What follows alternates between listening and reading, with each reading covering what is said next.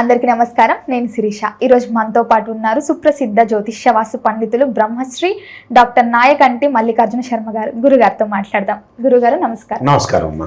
గురుగారు, ఈ నవంబర్ నెలలో వృషభ రాశి వారికి ఎలా ఉండబోతుందంటారు? తప్పకుండా. ఓం శ్రీ గురుభ్యో నమః. ఓం శ్రీ మాత్రే నమః. నవంబర్ మాసంలో ముఖ్యంగా ఈ వృషభ రాశి వాళ్ళకి ఏ విధంగా ఉందో తెలుసుకుందాం. తెలుసుకునే ముందు గ్రహ సంచార వీక్షణ ఏ విధంగా ఉందో తెలుసుకుందాం.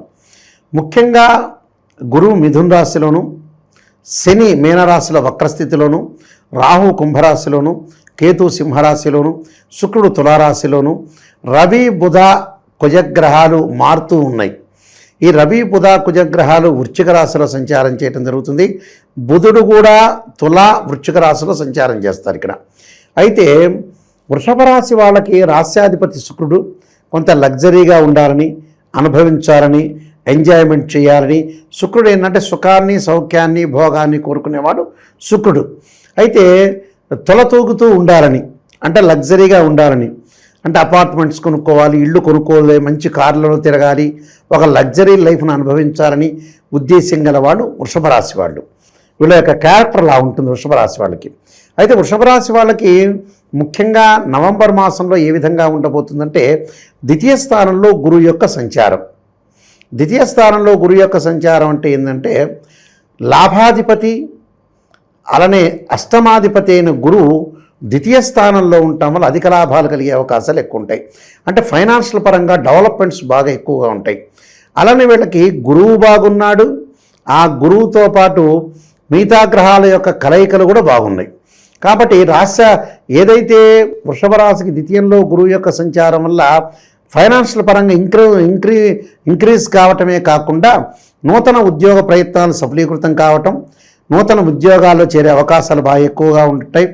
అలానే నిరుద్యోగులకు వాళ్ళు ఆశించిన దానికంటే మంచి ఉద్యోగం రావటం, ప్రమోషన్లు, స్థానచలనాలు జరిగే అవకాశాలు ఎక్కువగా ఉంటాయి. సో గురువు బాగున్నాడు వీళ్ళకి.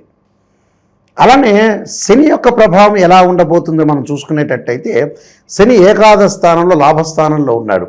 అది వక్రస్థితిలో ఉన్నాడు. వక్రస్థితిలో ఉండటం వల్ల ఉద్యోగపరంగా చిన్న చిన్న ఇబ్బందులు కలిగే అవకాశాలు ఉంటాయి. వాళ్ళు ఏదైనా వృత్తి చేయని, వ్యాపారం చేయని, ఉద్యోగం చేయని, చిరు వ్యాపారులు అనుకోవచ్చు, పెద్ద వ్యాపారులు అనుకోవచ్చు, బడా పారిశ్రామికవేత్తలు అనుకోవచ్చు, ఎవరు చేస్తున్నా కూడా వృత్తిపరంగా మటుకు చిన్న చిన్న స్వల్ప ఇబ్బందులు కలిగే అవకాశాలు ఉంటాయి. ఎలాంటి ఇబ్బందులు అంటే, మన గ్రాస్పింగ్ పవర్ ఉంది కదా అని ఎక్కువగా మాట్లాడితే మన విషయాలన్నీ కూడా పై ఆఫీసర్లతో చెప్పే అవకాశాలు ఎక్కువగా ఉంటాయి. అంటే సీక్రెట్స్, రహస్యాలు దాచుకుంచుకోవాలని అర్థం. అలా తన కింద పనిచేసే వాళ్ళతో కూడా చాలా జాగ్రత్తగా వ్యవహరించాలి. అందరూ మన వాళ్ళే అనుకుని ప్రవర్తన చేయకూడదు నవంబర్ మాసంలో. అంటే వృత్తి, ఉద్యోగ, వ్యాపార రంగాల్లో కొద్ది జాగ్రత్తగా మెడుకోలు తోటి ఉండటం అనేది చాలా మంచిది. అదొకటి శని యొక్క ప్రభావం. అలానే మిగతా గ్రహాలను మనం చూసుకునేటట్టయితే, రాహు యొక్క బలం. ఈ వృషభ రాశి వాళ్ళకు వచ్చేటప్పుడు రాహు దశమ స్థానంలో ఉంటాడు. ఈ దశమ స్థానంలో ఉండటం వల్ల యాక్చువల్గా వృత్తిపరంగా చిన్న నేను చెప్పినట్టుగా ఇబ్బందులు కలిగే సూచనలు ఉండటం ఒకటి, ఆవేశాలకు గురయ్యే అవకాశాలు ఎక్కువ ఉంటాయి. అనాలోచిత నిర్ణయాలు, సరైన నిర్ణయాలు తీసుకోవటం లేకపోవటం, ప్రణాళికాబద్ధంగా వేసుకొని వీళ్ళు ముందుకు వెళ్ళాలి. అంటే లైఫ్లో ప్రణాళికాబద్ధంగానే ముందుకు వెళ్ళాలి. ఏది పడితే చేయకూడదు, ఎవరి మాట వినకూడదు. అలానే వినకుండా ఉండకూడదు. వినాలి, ఆచరించాలి. నేనే మోనార్క్ అనేది అనుకోకూడదు. అందరి విషయాలను ఆలోచన చేయాలి, ఆకలింపు చేసుకోవాలి, నిజాన్ని గ్రహించి ముందుకెళ్ళటం బెటర్. ఇళ్ళు విదేశాలకు వెళ్ళే అవకాశాలు ఎక్కువ ఉన్నాయి. ఆ దేశంలో పౌరసత్వము, అంటే ఆ దేశం యొక్క పౌరసత్వం లభించే అవకాశం ఉంటుంది. అంటే గ్రీన్ కార్డు హోల్డర్స్ అయ్యే అవకాశాలు ఎక్కువ ఉంటాయి. అంటే మన దేశంలో రేషన్ కార్డు ఎలానో ఆ దేశంలో రేషన్ కార్డు గ్రీన్ కార్డు అంటారు. అంటే అది సంపాదించే అవకాశం ఉంది. అంటే ఆ దేశం యొక్క పౌరసత్వాన్ని లభించే అవకాశాలు ఎక్కువగా ఉంటాయి. కాబట్టి ఇది మంచి మార్పు అని చెప్పుకోవచ్చు. అలానే కంపెనీ త్రూ కూడా విదేశాలకు వెళ్ళే అవకాశాలు ఎక్కువగా ఉన్నాయి. మిగతా గ్రహాల యొక్క కలయికను మనం చూసుకునేటట్టయితే, రాస్యాధిపతి అయిన శుక్రుడు షష్టమ స్థానంలో ఉన్నాడు. సహజంగా ఏంటంటే షష్టమ స్థానంలో శుక్రుడు మంచివాడు కాదు. వివాహాది శుభ కార్యక్రమాలు కొంత ఆలస్యం జరిగే అవకాశాలు ఎక్కువ ఉండటం, దగ్గరికి వచ్చినట్టు వివాహాలు వెనక్కి వెళ్ళే అవకాశాలు ఎక్కువ ఉంటాయి. అంటే 2-3 వివాహాలు మాత్రం, అంటే 2-3 ఇద్దరిని చూడటం. సహజంగా శుక్రుడు 1, 2, 4, 5, 6, 8, 9, 11 స్థానాలు మంచివాడు. ఈ వృషభ రాశికి రాశ్యాధిపతి అయిన శుక్రుడు షష్టమ స్థానంలో తులారాశిలో ఉండటం మంచి పనే, మంచిదే మన గోచారీత్యా కూడా. అంటే వివాహ శుభకార్యక్రమాలు రెండు, ఒక సంబంధం చూస్తాం తప్పిపోతాం, ఇంకో సంబంధం తప్పిపోతాం. ఆ తప్పిపోవటం కూడా వీళ్ళకి ప్లస్ పాయింట్ అవుతుంది. అంటే చెడ్డ సంబంధాలను తొలగించుకొని మంచి సంబంధాలకు వెళ్ళే అవకాశాలు ఎక్కువ ఉంటాయి. సుసంపన్నమైన కుటుంబం నుంచి అబ్బాయి కానీ, సుసంపన్నమైన కుటుంబం నుంచి అమ్మాయి కానీ వచ్చే అవకాశాలు ఎక్కువ ఉంటాయి. కాబట్టి శుభకార్యక్రమాల నిర్వహణ, అలాగే శుభకార్యక్రమాల్లో పాల్గొనటం, వివాహాది శుభకార్యక్రమాల్లో జరగటం, ప్రేమించిన యువతి యువకులు ఎవరైతే ఉంటారో పెద్దలను ఒప్పించి వివాహం చేసుకునే అవకాశాలు కూడా ఖచ్చితంగా ఉంటాయి. సో శుక్రుడు మంచివాడు. తర్వాత వచ్చేటప్పటికల్లా సప్తమంలో బుధుడు, కుజుడు, రవి ఉన్నాడు. బుధుడు కూడా షష్టమంలోకి రావటం, అలాంటి సప్తమంలోకి మారటం జరుగుతుందండి. అంటే వ్యాపార విస్తరణ జరిగే అవకాశాలు ఎక్కువ ఉంటాయి. ఉద్యోగ భద్రత ఎక్కువగా ఉంటుంది. ఆరోగ్యపరంగా గతం కంటే కూడా మెరుగైన ఫలితాలు ఎక్కువగా వస్తాయి. అంటే గతం కంటే కూడా మంచి ఫలితాలు వస్తాయి. అంటే దీర్ఘకాలిక వ్యాధులు ఉన్న వాళ్ళు ఎవరైతే ఉంటారో వాళ్ళందరికీ కూడా గతం కంటే కూడా మంచి ఫలితాలు వచ్చే అవకాశాలు ఖచ్చితంగా ఉంటాయి. సో వాళ్ళకు అనుకూలంగా ఉంటుందని చెప్పుకోవచ్చు. అయితే కేతు యొక్క ప్రభావం ఏ విధంగా ఉండబోతుంది అంటే, కేతు యొక్క ప్రభావం అంటే చతుర్థ స్థానంలో సింహరాశిలో కేతు యొక్క ప్రభావం వల్ల తల్లి యొక్క ఆరోగ్య విషయంలో కానీ, వాహనాల మీద వెళ్ళేటప్పుడు కానీ యాక్సిడెంట్స్, ప్రమాదాలు జరగకుండా, మిస్షాప్ జరగకుండా జాగ్రత్తగా చూసుకోవాలి. అంటే ఆవేశం కానీ, బంధువులతోటి కానీ మిత్రులతో స్నేహబంధం చాలా ఇంపార్టెంట్. అనవసరమైన విషయాలకి వెళ్లకుండా ఉండాలి. అంటే మనకి నోరుంది కదా అని ఎక్కువగా మాట్లాడితే కూడా, ఆవేశపడితే కూడా కొన్ని ఇబ్బందులు కలిగే సూచనలు బాగా ఎక్కువ ఉంటాయి. అంటే సో వృషభ రాశి వాళ్ళకి ఏంటంటే నిజంగా చెప్పాలంటే గురువు బ్రహ్మాండంగా ఉన్నాడు, శుక్రుడు బాగున్నాడు, అలానే శని రాహులు మిశ్రమైన ఫలితాలు ఎక్కువ ఉన్నాయి. కాబట్టి ఈ ఓవరాల్గా ఈ గ్రహాల వల్ల ఏంటి అంటే జాతకపరంగా కొంత ఆరోగ్యపరంగా ఇబ్బందులు లేకుండా చూసుకోవాలి. మెయిన్ ఇంపార్టెంట్ హెల్త్ సంబంధించిన విషయాల్లో కూడా కొంత కాన్సన్ట్రేషన్ చేయాలి. హెల్త్ పరంగా చాలా ఇంపార్టెంట్. ఇక్కడ ప్రమాదాలు జరగకుండా చూడాలి. ఈ రెండు మినహా తప్పితే అన్నీ బాగున్నాయి. అంటే ఆర్థిక పరంగా బాగుంటుంది. ద్వితీయంలో గురువు మంచివాడే గోచారీత్యా. ఇవన్నీ కూడా గోచారీత్యా చెప్పబడే ఫలితాలు, బర్త్ చార్ట్ కాదు. చాలామంది నాయకంటి గారు మాకు ఇవి జరగట్లేదని చెప్పేవాళ్ళు కూడా చాలామంది ఉంటారు. ఈ బర్త్ చార్ట్ కాదు.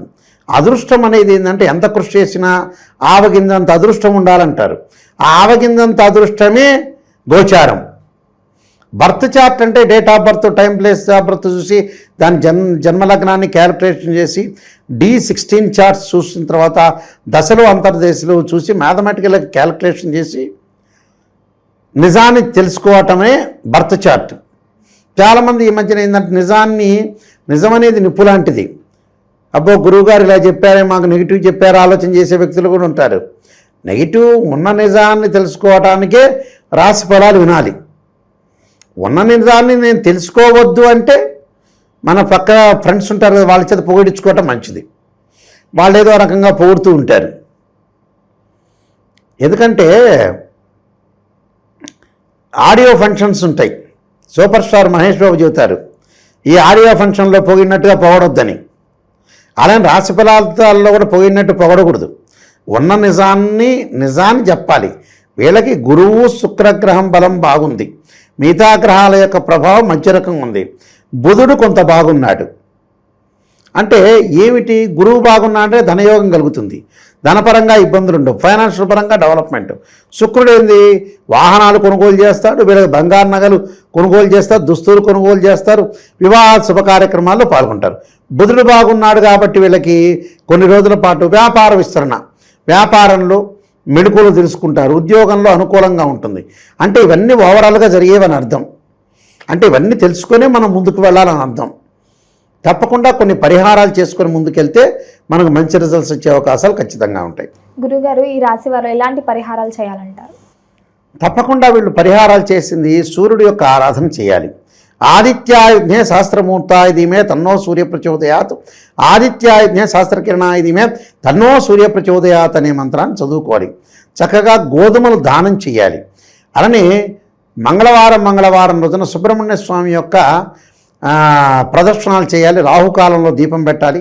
తత్పురుషా విద్యే మహాసేనాయుధీమే తన్నో షణ్ముఖ ప్రచోదయాత్ అనే మంత్రాన్ని చదువుకోవాలి. అంటే సుబ్రహ్మణ్య గాయత్రి మంత్రాన్ని చదువుకోవాలి. అలానే ఆరోగ్యపరంగా ఇబ్బందులు కలగకుండా ఉండాలంటే శరీరే జర్జరీభూతే వ్యాధిగ్రస్తే కలేబరే ఔషధం జాహ్నవీతోయం వైద్యో నారాయణ హరి అనే మంత్రాన్ని చక్కగా చదువుకోవాలి. చదువుకోవటం వల్ల మంజరి అవకాశాలు ఖచ్చితంగా ఉంటాయి. అంటే ఇవన్నీ కూడా పాటించాలి. ఇవన్నీ ఏదైతే నిర్ణయాలు ఉంటాయో చాలా చక్కగా పాటించి జీవితాన్ని ముందుకు నడిపించుకోవాలి. ఎలాంటి బాధపడకుండా ప్రశాంతమైన వాతావరణంలో ఉండటం చాలా ఇంపార్టెంట్ అమ్మా. గురుగారు, మొత్తం మీద ఈ నవంబర్ మాసంలో ఎలా ఉండబోతుంది, అలాంటి ఎలాంటి పరిహారాలు పాటించాలో తెలియజేసినందుకు ధన్యవాదాలు. నమస్కారం.